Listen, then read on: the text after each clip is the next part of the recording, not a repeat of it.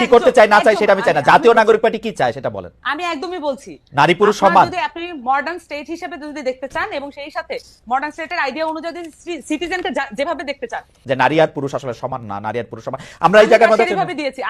আমি বলেছি যে কনসেপচুয়ালি নারীকে আমরা কিভাবে দেখি এবং আমরা তার মর্যাদা নিশ্চিত করার জন্য কি ধরনের পদক্ষেপ নিতে পারি। আমি আপনার উত্তরটা বুঝতে পারি না। নারীর প্রতি দৃষ্টিভঙ্গির বিষয়ে জাতীয় নাগরিক পার্টির সুস্পষ্ট অবস্থান কি, মানে আমরা এই ব্যাপারে আপনাদের চিন্তাটা কি? ধন্যবাদ খালেদ মহিউদ্দিন ভাই। আপনার মাধ্যমে আপনার অনুষ্ঠানের সকল দর্শককে সালাম ও শুভেচ্ছা জানিয়ে শুরু করছি। সেই সাথে আমাদের সকলের যে কেন্দ্রবিন্দু, মনোযোগের কেন্দ্রবিন্দু গত কয়েকদিন ধরে যিনি ছিলেন, আসিয়া, উনি আজকে ইন্তেকাল করেছেন এবং উনি একটি দীর্ঘ সংগ্রামের মধ্য দিয়ে তার দেহাবসান ঘটেছে এবং আমি বলবো যে এটা এক ধরনের এটা একটা কিলিং এবং তার বিধি আত্মার মাগফিরাত কামনা করছি। সেই সাথে আর কোনো বোন যাতে বাংলাদেশে এইভাবে ধর্ষিত না হন, কোনোভাবে বিব্রত না হন, কোনোভাবে হ্যারাসমেন্টের শিকার না হন, সেটার একটা আশা জানিয়ে আমি আমার বক্তব্য শুরু করছি। এখানে বাংলাদেশে যে ধরনের পরিস্থিতির মধ্য দিয়ে আমরা এই আজকের নতুন পরিস্থিতিতে এসে উপস্থিত হয়েছি, সেখানে নারীর অংশগ্রহণ, নারীর এখানে নিরাপত্তা, এই বিষয়গুলো সবসময় কোনো না কোনো সময়ে এটা কখনো মনোযোগের কেন্দ্রবিন্দু থেকে সরে গিয়েছে, কখনো কখনো আবার মনোযোগের কেন্দ্রবিন্দুতে এসেছে। কিন্তু যখনই মনোযোগের কেন্দ্রবিন্দুতে এসেছে তখনই কোনো না কোনো ঘটনার মধ্য দিয়ে, যেটা মানে যথাযথ মর্মান্তিক কোনো না কোনো ঘটনার মধ্য দিয়ে এটা এসেছে। কিন্তু আমরা আমাদের জায়গা থেকে আমরা আমাদের পার্টিগত অবস্থান বলেন এবং সেই সাথে অভ্যুত্থানের মধ্য দিয়ে যে নতুন নিউ ফাউন্ড রিয়েলাইজেশন আছে, সেটার মধ্য দিয়ে আমরা আসলে নারীকে তার যে পলিটিক্যাল যে স্পিয়ারে তার যে আবর্তন, সেটাকে আমরা যেভাবে একনলেজ করি, সেটার ব্যাপারে যদি আমি একটু বলতে চাই যে বাংলাদেশে প্রত্যেকটি মানুষের বিপক্ষে লেলিয়ে দেওয়া হয়েছে এবং সেটার একটা একটা সুচারু মেকানিজম বাংলাদেশের মধ্যে আছে এবং সেটার মাধ্যমে প্রত্যেকটি মানুষের বিরুদ্ধে প্রত্যেকটি মানুষকে মুখোমুখি অবস্থানে দাঁড় করিয়ে দেওয়া এবং এক ধরনের ভিলেন হিসেবে একে অন্যের কাছে প্রতিস্থাপন করার এক ধরনের প্রচেষ্টা এখানে আছে।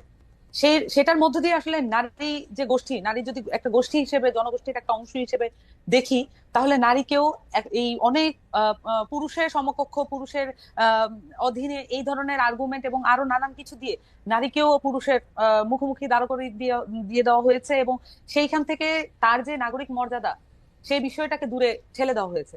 নাগরিক মর্যাদার বিষয় যদি আসে তাহলে কিন্তু নারী পুরুষ এবং তার যেই জনগোষ্ঠী জাতিগোষ্ঠী যাই হোক না কেন, সেখানে নাগরিকত্বের আমব্রেলার আন্ডারে সকলেই চলে আসেন এবং সেই নিরাপত্তা এবং সেই যে তার যে কালেকটিভ মেকানিজম, সেটা সকলেই নিজস্ব জায়গা থেকে পালন করতে পারবেন। সামান্তা, আমি যদি এই পর্যায়ে আমরা আলোচনাটা একটু বিস্তার করব, আমি যদি এই পর্যায়ে শুধু আপনার কাছ থেকে এই প্রসঙ্গটা একটু যাই যে জুলাই আগস্টে আওয়ামী লীগ পতনে যারা কাঁধে কাঁধ মিলিয়ে অংশগ্রহণ করেছিলেন তাদের মধ্যে একটা বড় অংশ তো অবশ্যই নারী ছিলেন, কিন্তু তার মধ্যে একটা বড় অংশ মনে করছে যে নারীদের ঘরে ফিরে যেতে হবে।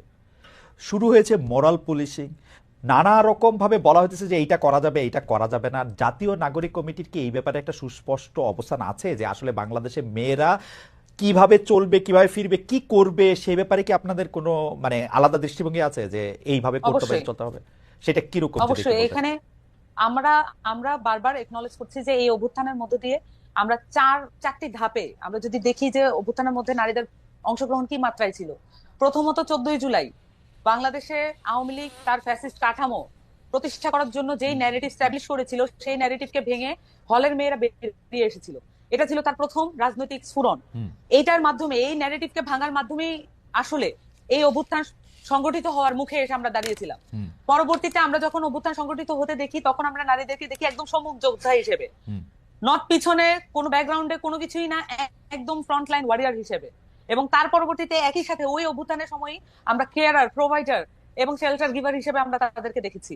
এবং এখানে আমরা এখন পর্যন্ত 3টা ভাগ দেখলাম, কিন্তু অভ্যুত্থানের পরে অভূতপূর্ব ভাবে আমরা দেখেছি যে যেই নারীরা সম্মুখ ভাগে যোদ্ধা হিসেবে ছিলেন, কেয়ারার, প্রোভাইডার ছিলেন, তারা নিজস্ব ট্রমাটাইজিং যে জায়গাটা তার ছিল, আমরা সকলেই এক ধরনের ট্রমাটাইজিং জায়গায় ছিলাম। কিন্তু আমাদের বাংলাদেশের নারী শিক্ষার্থীরা এবং অনেক ক্ষেত্রে বয়স্ক এবং গৃহিণী নারীরা ঘর থেকে বেরিয়ে এসে তারা এই যে আহত এবং শহীদদের লিস্টটা করেছেন, আমি একটু শেষ করি খালেদ ভাই, তারা লিস্ট গুলো করেছেন এবং তাদের ট্রমাটাইজিং যে এক্সপিরিয়েন্স, সেটাকে উতরে গিয়ে তারা এই লিস্ট গুলো করেছেন। তাদের সাহায্যেই বেসিক্যালি এখন যে রাষ্ট্রীয় পদক্ষেপে যে লিস্টটা করা হচ্ছে, তাদের যে বেসিক স্ট্রাকচার ছিল সেটার উপরে দাঁড়িয়ে কিন্তু এটা করা হয়েছে।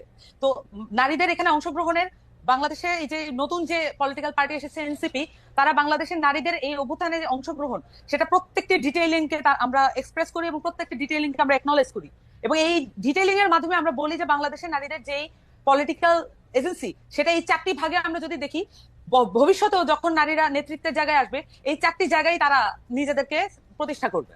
আমি আরেকটু পরিষ্কার হওয়ার জন্য বলি যে আপনাদের দল কি মনে করে নারীদের কোনো একটা নির্দিষ্ট পোশাক তার জন্য বাধ্যতামূলক হওয়া উচিত বা পোশাকহীনতা বাধ্যতামূলক হওয়া উচিত? আপনি কি মনে করেন যে নারীদের তার নিজস্ব পোশাক, নিজস্ব আচরণ, উনি কোথায় কি খাবেন, কি পান করবেন, সেটা স্বাধীনতা থাকা উচিত, না সেই স্বাধীনতাটা কোনো না কোনোভাবে লিমিটেড হওয়া উচিত? মনে করেন যে যেহেতু আপনাদের দলটা নতুন করে আত্মপ্রকাশ করছে, এই দলের আদর্শ এবং নানাবিধ বিষয়বদি তাত্ত্বিকভাবে অনেকটা জায়গা হতে পারে, আমরা যদি স্পেসিফিক এই জায়গাটার মধ্যে থেকে আসি, যে আপনারা কি মনে করেন যে নারীর একটা নির্দিষ্ট চেহারা থাকা উচিত এবং সেটা কোনো না কোনোভাবে পুরুষদের থেকে আলাদা হওয়া উচিত? আপনারা কি মনে করেন? দেখুন, এখানে আমি যেটা বলেছিলাম প্রথমে, বিভাজিত করার যে প্রক্রিয়া আছে রাজনৈতিক ভাবে, এখানে এই ধরনের প্রশ্ন, মানে এই যে পোশাক এবং হচ্ছে চলাফেরা, বেসিক্যালি নারীদেরকে কেন্দ্র করে এই ধরনের প্রশ্ন উত্থাপন করে বা এই ধরনের বাতাবরণ, একটা তথ্যের বাতাবরণ তৈরি করে এমন ভাবে পোট্রে করা হয়, মনে হয় যেন এখানে নারীদের বিপক্ষে সকল মানুষ দাঁড়িয়ে আছে, কিন্তু এটা একটা ছোট্ট গোষ্ঠী। বরঞ্চ এই আসিয়ার যে ঘটনাটা আমরা দেখলাম, এটার মধ্য দিয়ে আমরা দেখেছি বাংলাদেশের বেশিরভাগ মানুষ বাংলাদেশের নারীদের নিরাপত্তার জন্য শঙ্কিত, বাংলাদেশের নিরাপত্তার জন্য, বাংলাদেশের নারীদের নিরাপত্তার জন্য সামাজিক বলয় কিভাবে তৈরি করতে হবে সেটার জন্য তারা কাজ করতে উদ্গ্রীব। আমরা বারবারই এই জায়গাগুলো দেখি, কিন্তু এই জায়গাগুলো আমরা একনলেজ না করে আমরা বরঞ্চ যেটা দেখি যে যেভাবে আসলে বিভাজিত করা যাবে সেই বক্তব্যগুলো আমরা বারবার এখানে তুলে আনা হয়। সামান্তা, এবং তাতে সামান্তা, আমি আসলে বিভাজনের জায়গাটা যাইতেই চাচ্ছিলাম না, সেই জন্য আমি আপনাকে প্রশ্নটা যেটা করতে চাচ্ছি সেটা হচ্ছে যে জাতীয় নাগরিক পার্টি এইটা মনে করে কিনা আমি কোনো বিভাজনের মধ্যে, আমি অনেক ধরনের প্রেসক্রিপশন দেখতে পাচ্ছি, কিন্তু প্রেসক্রিপশন এমন আসতেছে যে ধর্ষণ হইতো না যদি না সে একটা মাহারাম রেনে চলাফেরা করতো, ধর্ষণ হইতো না যদি না তার একটা পোশাক ঠিক থাকতো, ও এখানে এই দুষ্টামি করতেছে, সিগারেট খাইতেছে, তারা মারা ঠিক আছে। আমি বলতেছি হচ্ছে এই জায়গা থেকে জাতীয় নাগরিক পার্টির কি অবস্থাটা কি সেটা আমি বুঝতে চাইতেছি। খালেদ ভাই, একটা রাজনৈতিক পার্টি কখনোই এই ধরনের একটি বিষয়ে মন্তব্য করে না, তাদের মন্তব্য হয় ওভারঅল জনগোষ্ঠী কেন্দ্রিক। আমরা যখন নারীদের পোশাক আশাক কি হবে, পুরুষদের পোশাক আশাক কি হবে, শিশুদের পোশাক আশাক কি হবে, এই সবকিছুর জন্য যদি প্রয়োজন বোধ করি আমরা জাতিগতভাবে, তাহলে আমাদের জন্য বোর্ড গঠন করে দেওয়া হোক, রাষ্ট্রীয়ভাবে সেটা পৃষ্ঠপোষকতা দেওয়া হোক। আমরা তো এটা এইভাবে আর্গুমেন্ট করার বিষয় না। পার্টিগতভাবে আমরা মনে করি দায়িত্বশীল ভাবে যে কোনো বিষয়ের আর্গুমেন্ট যদি হয় দায়িত্বশীল ভাবে করা উচিত, এবং সেখানে আমরা আমার ব্যক্তিগত মতামত আমি কারো উপর চাপিয়ে দিতে পারি না। যারা এই বক্তব্যগুলো টুকরো টাকরা ভাবে দিচ্ছেন তারা বেশিরভাগই তাদের পার্সোনাল ফেসবুক অ্যাকাউন্ট ব্যবহার করে সেগুলো দিচ্ছেন। আমরা আমাদের জায়গা থেকে মনে করি যদি কোনো কিছুর বিষয়ে জাতীয় ঐক্যমত প্রয়োজন হয়, এটা শুধু পলিটিক্যাল ইস্যু হতে হবে নট নেসেসারিলি। যদি পোশাকের বিষয়ে আসেন, ধরেন যে পুরুষের পোশাক কি হবে, নারীদের পোশাক কি হবে, শিশুদের পোশাক কি হবে, এই বিষয়ে আমাদের একটি ন্যাশনাল কনসেনসাস আমরা ডেভেলপ করতে চাই, তাহলে এটা রাষ্ট্রীয় পর্যায় থেকে উদ্যোগ নেওয়া হোক। সেখানে অ্যানথ্রোপোলজিস্ট থেকে শুরু করে বায়োলজিস্ট এবং হচ্ছে যারা পোশাক ডিজাইনার আছে এবং যারা হচ্ছে আরো যারা গবেষক আছে, সকলকে ইনক্লুড করা হোক। আসেন আমরা আলাপ করি মানুষ পোশাক আশাক পরবে। সামান্তা, ব্যর্থতাটা মনে আমারই, আসলে আমি প্রশ্নটা বুঝতে পারতেছি না। আমি জানতে চাইতেছি জাতীয় নাগরিক পার্টির চোখে নারী আর পুরুষ দুইটা আলাদা অস্তিত্ব কিনা। ওকে, এটা একটা খুব গুরুত্বপূর্ণ কোশ্চেন। আমরা নাগরিক পার্টির পক্ষ থেকে আমরা বারবারই বলেছি যে আমরা মনে করি যে বাংলাদেশের নাগরিক মর্যাদা যদি নিয়ে আমরা কাজ করি এবং নাগরিক মর্যাদা নিশ্চিত করার ক্ষেত্রে নারী পুরুষ এবং তার পরিচয় যাই হোক, জনগোষ্ঠীর কিছু পরিচয় আছে, জাতিগোষ্ঠীর কিছু পরিচয় আছে, সেটা ছাপিয়ে গিয়ে আমাদের নাগরিক মর্যাদাকে গুরুত্ব সহকারে দেখতে হবে। যদিও এখন এমন বাস্তবতা আছে, আমরা মনে করি যে এখানে নারী সেল, নারী উইং, এটা করে যে ধরনের বিভাজন এখনো, এটার মধ্যে দিয়েও কিন্তু কিছুটা বিভাজন হয়, কিন্তু এখনো সেই বাস্তবতা আছে বাংলাদেশে, এখনো সেই বাস্তবতা আছে, নারীদের সেই ফিল্ডের বাস্তবতা আছে। এখন আমাদেরকে এই জায়গাগুলো অ্যাড্রেস করার জন্য কিছু স্পেশালাইজ উইং প্রয়োজন হয়, কিছু স্পেশালাইজ জায়গা প্রয়োজন হয়। আমরা যেটা বিশ্বাস করি যে আমাদের নাগরিক কমিটির পক্ষ থেকে যে আমরা এমন একটা বাংলাদেশ চাই যেখানে আমাদেরকে 25% উইমেন বা 33% উইমেন রাখতে হবে, এটা আমাদেরকে জোরপূর্বক আর বলতে না হোক। যে কোনো লিস্ট করার সময়, যে কোনো নিয়োগের নারী ও পুরুষ, জাতীয় নাগরিক পার্টির চোখে নারী ও পুরুষ সমান কিনা?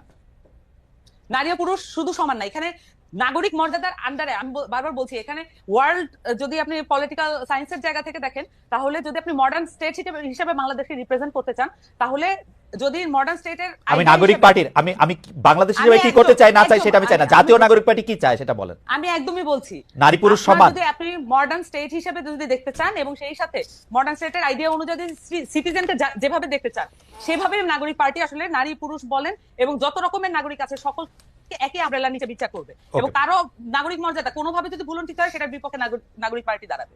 এবং সেই ক্ষেত্রে নারী আর পুরুষের মধ্যে কোনো বিভেদ আপনারা দেখছেন না জাতীয় নাগরিক পার্টি? আমি বলেছি এখানে বাস্তবতা আছে, আমি বারবার বলেছি এখানে বাস্তবতা আছে। এখনো আমার কি মনে হয় যে 2025 সালে নারী সমাজের জন্য সামাতা 2025 সালে আসে কি প্রশ্নটা এত কঠিন যে এটা আসলে বাইনারিতে জবাব দেওয়া যায় না যে নারী আর পুরুষ সমান কি সমান না? ভাই আমি এটা বাইনারি পলিটিক্স এর মধ্যে আজকে 53 বছর ধরে আমরা আছি। বাইনারি পলিটিক্স এর মধ্যে আমরা 53 বছর ধরে আছি। আমি আপনাকে প্রশ্ন করেছি নারী আর পুরুষ আপনি সমান দেখেন কিনা আপনার পার্টির চোখে? এই বাইনারিতে আপনি আসতে পারবেন না, এই বাইনারিতে আপনি আসতে পারবেন না। এবং এইসব জায়গা থেকে কখনোই বাইনারি ভাবে যে কোনো উত্তর দেওয়া দায়িত্ব জ্ঞানহীনতা। আচ্ছা ঠিক আছে, তাহলে আপনি বাইনারিতে না দিয়ে আপনি টার্সিয়ারি ভাবে দেন যে নারী আর পুরুষ আসলে সমান না, নারী আর পুরুষ সমান। আমরা এই জায়গার মধ্যে ভাবে দিয়েছি। আমি বলেছি যে কনসেপচুয়ালি নারীকে আমরা কিভাবে দেখি এবং আমরা তার মর্যাদা নিশ্চিত করার